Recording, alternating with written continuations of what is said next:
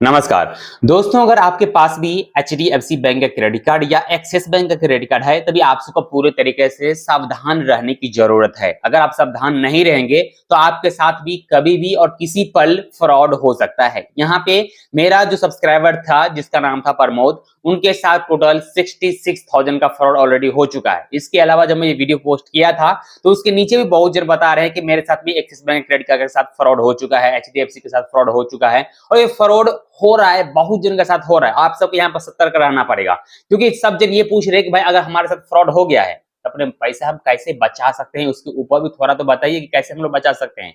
तो पैसा बचाने का यहाँ पे सिंपल सा तरीका है, आप पैसा अपना बचा सकते हो। थोड़ा सा छोटा सा वो काम करना पड़ेगा, यानी ऑनलाइन जितना भी ट्रांजेक्शन आपका होता है सबका सब आपको बंद करके रखना पड़ेगा, ओनली फॉर क्रेडिट कार्ड का। यानी ऑनलाइन ट्रांजेक्शन होता है डोमेस्टिक और इंटरनेशनल, तो आपको डोमेस्टिक और इंटरनेशनल दोनों ट्रांजेक्शन को आपको बंद करके रखना पड़ेगा।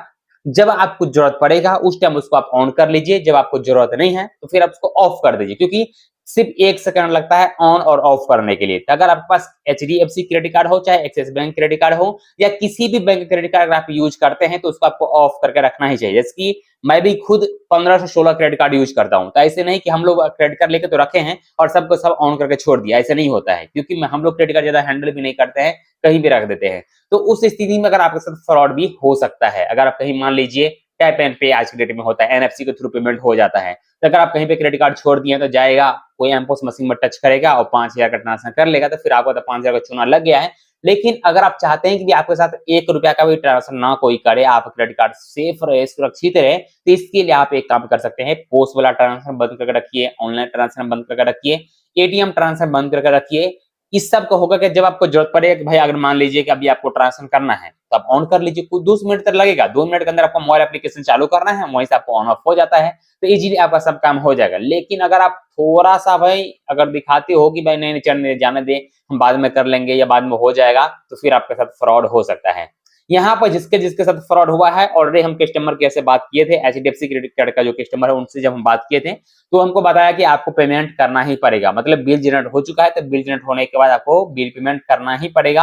अगर आप बिल पेमेंट नहीं करते हो तो आपका पूरा पूरा इफेक्ट क्रेडिट स्कोर पे पड़ेगा, मतलब आप दूसरा क्रेडिट कार्ड फिर बाद में अप्लाई भी नहीं कर सकते हो, किसी भी बैंक का क्रेडिट कार्ड अप्लाई नहीं कर सकते हो। अगर आपके बैंक एक बार क्रेडिट स्कोर में किसी तरह का टिप्पणी कर दिया आपके ऊपर, तो मतलब समझ लीजिए कि आपको पूरे जीवन में कोई भी बैंक एक छोटा सा लोन हो चाहे छोटा सा एक क्रेडिट कार्ड हो आपको प्रोवाइड करके नहीं देगा। तो ऐसी गलती मत कीजिए कि आपके आने वाला जो आपका है पूरा भविष्य ही खराब हो जाए। इसके लिए बच के रहिए, ऑनलाइन ट्रांजेक्शन को सेफ करके रखिए, जब आपको जरूरत पड़ेगा तब उसको ऑन कीजिए, जब जरूरत आपको नहीं है उसको आप ऑफ कर रखिए, यही एक विकल्प है। बाद बाकी अगर आपके साथ फ्रॉड एक बार हो चुका है तो फिर आपका बिल पेमेंट करना ही पड़ेगा, दूसरा कोई उपाय नहीं है। हाँ, यहाँ पे एक चीज आप कम कर सकते हैं, अगर कस्टमर केयर की बात करके अगर कस्टमर केयर बोलता है कि नहीं चलो क्रेडिट कार्ड को क्लोज कर दीजिए, आपको बिल पेमेंट नहीं करना है, तो फिर आप बच सकते हैं। लेकिन ये सब सलाह आपको कस्टमर केयर से लेना पड़ेगा। जैसे कि मैं भी ऐसी बैंक कस्टमर केयर से सलाह लिया था, तो हमको बताया गया था कि हमको आपको जो बिल पेमेंट करना पड़ेगा, इसमें कोई सुनवाई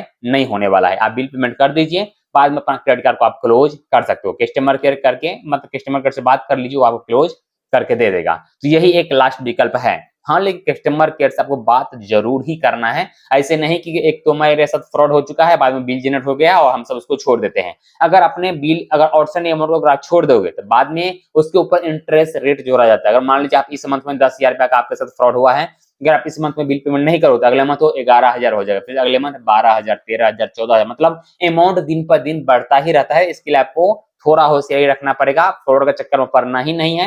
अगर कोई कस्टमर केयर के नाम पे अगर फ्रॉड करता है आपके साथ, या ओटीपी मांगता है या एमपिन मांगता है या कार्ड का नंबर मांगता है, तो डायरेक्टली उसको आप गाली दे सकते हो, या तो अपना जो है नंबर को ब्लॉक कर दीजिए उनको सामने वाला का, ताकि आपको दोबारा कोई कॉल ना कर सके। यही सब विकल्प है। बाद बाकी अगर आपके साथ फ्रॉड हो चुका है तो फिर आपका लास्ट विकल्प है बिल पेमेंट करना ही पड़ेगा, कोई और दूसरा विकल्प आपके पास बचता ही नहीं है। फिर भी कुछ इश्यू और भी होता है तो टेलीग्राम पे लिंक डाल दिया हूँ, वहां पे टेलीग्राम को फॉलो कर लीजिए, ज्वाइन हो जाइए, आप हमसे वहां पर बात कर सकते हो। यूट्यूब चैनल को भी जरूर सब्सक्राइब कर लीजिएगा इसी तरह का अपडेट देखने के लिए। वीडियो देखने के लिए बहुत बहुत धन्यवाद।